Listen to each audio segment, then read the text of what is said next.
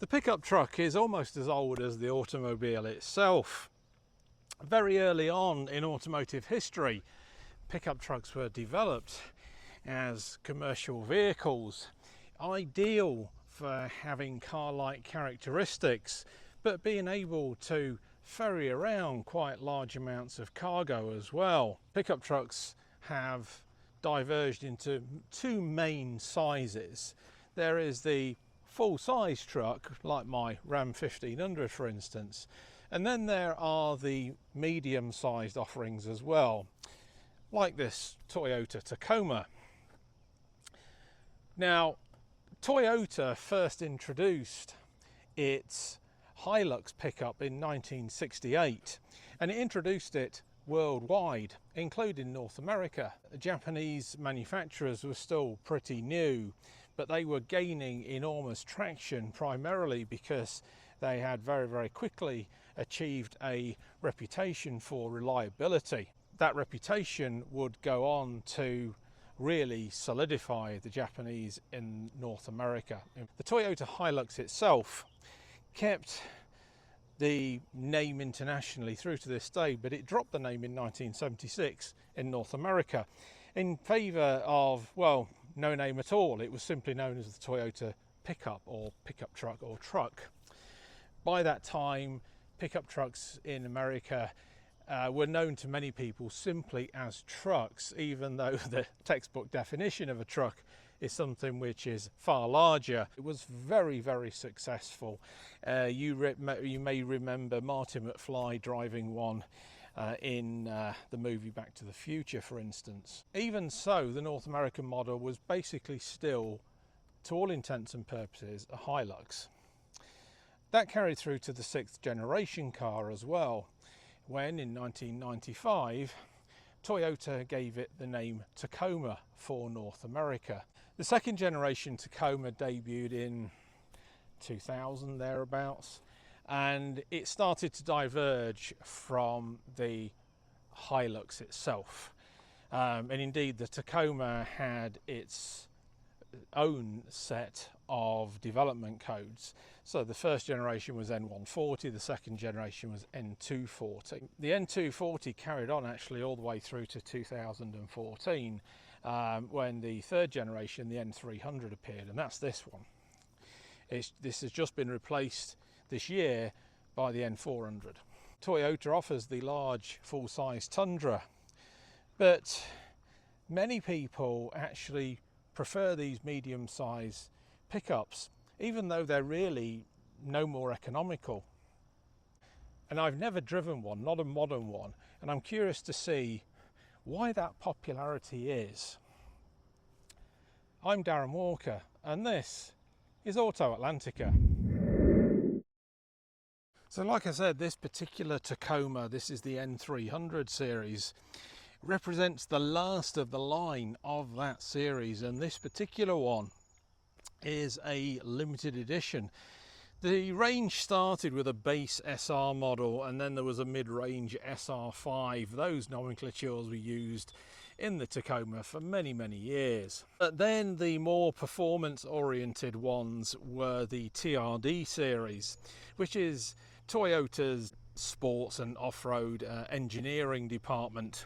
So there was a TRD off-road, for instance, a TRD Sport, and then a TRD Pro, which had all the all singing, all dancing add-ons to it, for instance, such as Bilstein shocks. Now this one doesn't have those Bilstein shocks. It is a limited edition version of the SR5, which has been lifted and has off-road tyres and wheels and shock absorbers on it to give it that same look, but it does not have the same features as the TRD Off-Road and the Pro. Although there is some weight in its abilities as an off-roader with this trail edition. I've borrowed this Toyota Tacoma from Danny and Brian at Stadium GM in Salem, Ohio, and I'm very grateful to them for allowing me to have this for a few hours this morning. Let's take a look at some of the notable features of this truck. Firstly, we've got the bold Toyota script which all Toyota commercials and pickups have. This particular one has an aftermarket and a nice one too. It's got an AVS bug deflector on it as well, which is rather nice. I like that. This particular one has LED lights front and back. These are aftermarket.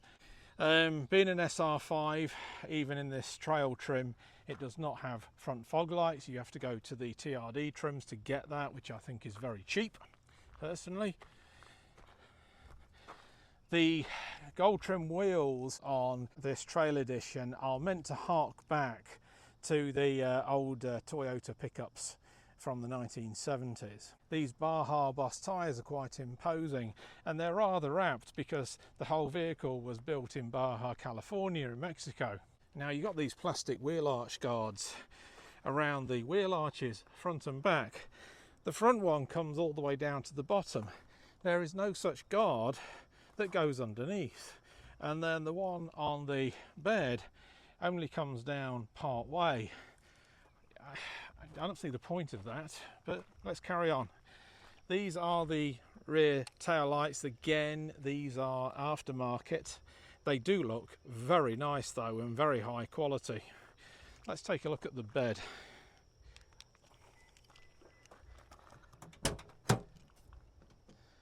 And there's the original lights. This Tacoma parcel shelf for the truck bed is a factory fitted option, and these bed lights, rather like those in my Ram truck, are optional too. These are the original headlights, look, that would have been on the truck. Let's take a, if I can turn that over with one hand, we can take a look at them. There we go.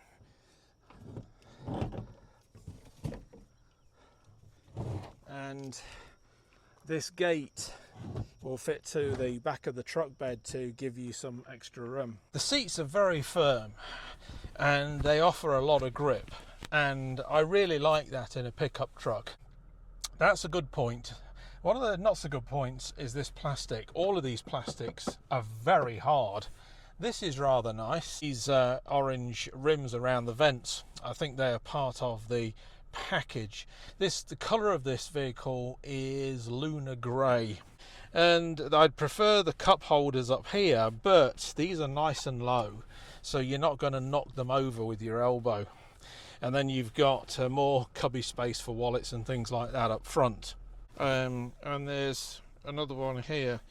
There is a USB-A and a USB-C in the front here. Going along the dashboard itself, down here you've got your traction control off. There is the door light for the bed that is you can operate manually, and there is a 400 watt and 100 watt inverter here. I think the 100 watt inverter might be for some of these USBs, but the 400 watt inverter is for the 115 volt outlet in the bed. Across here you've got automatic climate control. This screen is quite small, which operates them, but it is sheltered, so it's not subject to any kind of sun glare. And then these controls feel very positive. This is your two-wheel drive and four-wheel drive low and high modes there. And then up here, this is your diff lock. So that's away from everything else, which is quite interesting. Heated mirrors on the side there. This does have a package which gives you your lane assist as well, and parking sensors. And that's pretty much it. There's another USB here and a 12 volt socket there. I've got the build sheet here, so it basically tells us everything that I already knew. The parking sonar system, premium audio, 8-inch touchscreen, which is this with a navigation. It's $1,700. The tonneau cover is $650, but it is a nice one. It's got a technology package on it, which has got the blind spot monitoring and rear cross traffic alerts, $600. Mud guards, $129. The exhaust tip, which is rather nice, $105, and the bed lights were $149. So let's take this for a drive. We're on a bit of gravel here, which I thought would be quite appropriate. Of course, absolutely no problem for this. Now with that lift system, the ride is very jiggly, and that's only to be expected. Now I think as regards to this trail package, it only came with the V6 and the 6-speed automatic. I'm pretty sure the manual wasn't available, but errors and omissions accepted.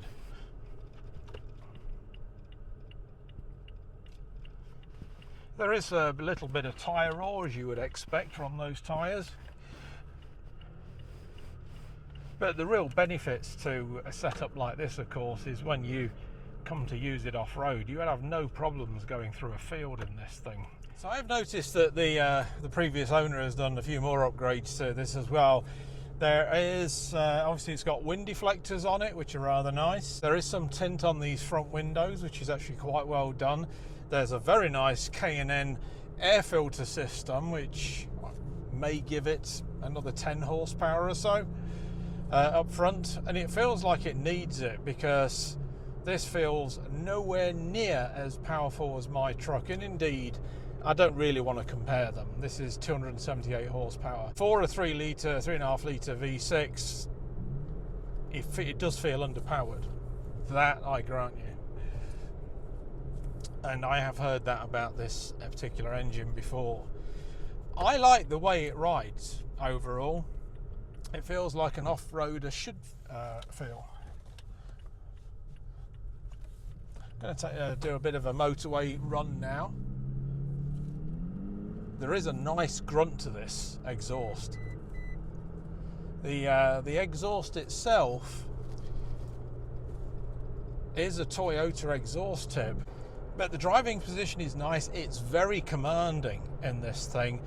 The windscreen isn't particularly tall, so you feel like you're sort of sitting at the top of it, but it's actually an attractive driving position. I really like this, and coupled with the fact that you are high up, and coupled with the fact that you are in a smaller truck, I can see where the appeal for this kind of truck comes from.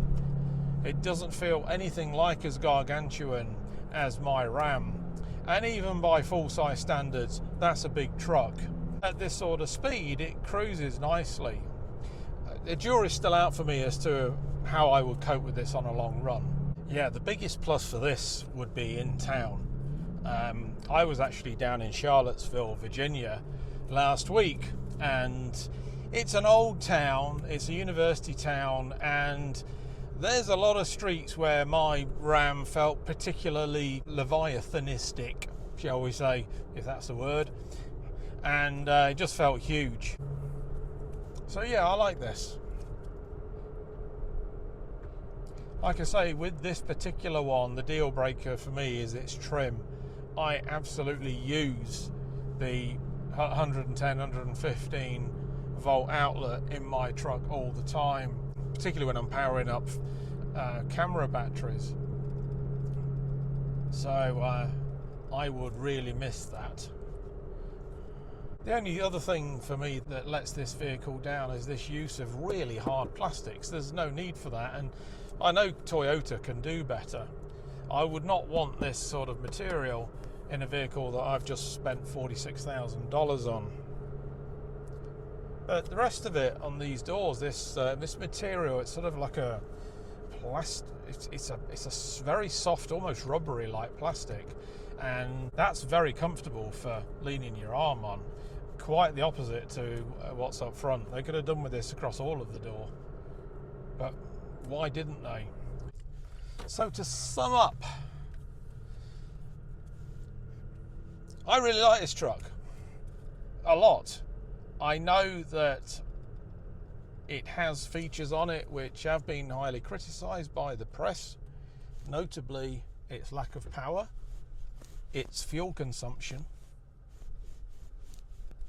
My camera's waving a bit. Its fuel consumption, the average fuel consumption that this thing has done is 14.8. It's gone up 0.3 since I've been driving it, but I drive fairly gingerly, as you know.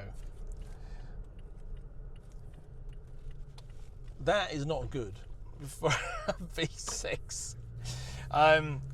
My truck has a 5.7 litre V8 and it's bigger, and I can average, if I'm just going around town, around 17, 18 to the gallon. I can get as much as 26, 27 with the wind behind me on a run. Fuel economy notwithstanding, the harsh ride notwithstanding, although I don't feel it too bad, it's more jiggly at lower speeds, and especially on rough terrain, which you'd expect. And the use of hard plastics notwithstanding, and the fact there's no interior 115 volt plug socket notwithstanding, yeah, I like this truck. I wouldn't mind having one. And what the previous owner of this has done is given it some really nice extras which make it appealing, as much as somebody that probably doesn't want everything that the TRD Pro has got.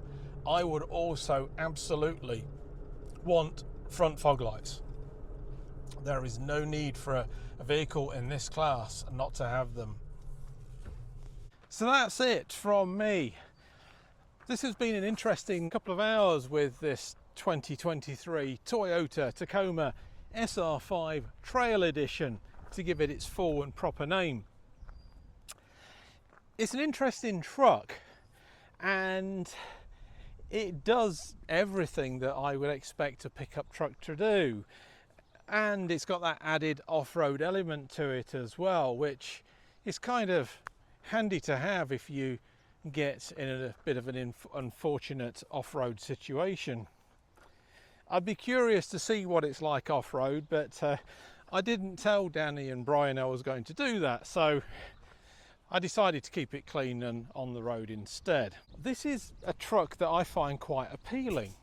It does have some drawbacks for me personally as to what I would expect in a vehicle that I drive every day, although I don't drive every day. It certainly befits that image of North America and North American driving.